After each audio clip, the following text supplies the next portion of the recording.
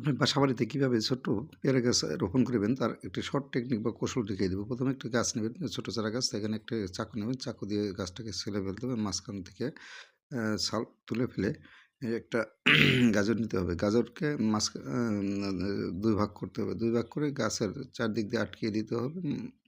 গাজরের মাঝখানে কিছুটা ফাঁকা করে নিতে হবে, এবার আটকে দিতে হবে। আটকে দেওয়ার পরে একটা প্লাস্টিকের বোতল নেবে, প্লাস্টিকের বোতলটাকে কেটে গাজরটাকে আটকে দিতে হবে। আটকে দেওয়ার পরে ওই প্লাস্টিকের মুখ আবার কষ্টেপ দিয়ে আটকে দিতে হবে। আটকে দেওয়ার পরে ককপিট দিয়ে দিতে হবে গাজরের মাঝে, বা প্লাস্টিকের বোতলে দেওয়ার পরে একটা পলিথিন দিয়ে বেঁধে দিতে হবে। এরপরে ৪-৪ দিন অপেক্ষা করতে হবে। ৪-৪ দিন অপেক্ষার পরে গাছের মেইন অংশটাকে আলাদা করে ফেলতে হবে। উপরের পার্টটাকে আলাদা করে একটা বালতিতে বা টবের ভিতরে দিয়ে দিতে হবে। টবের ভিতরে দিয়ে দেওয়ার পরে সেখানে পানি দিতে হবে। পানি দিয়ে আপনার কয়েক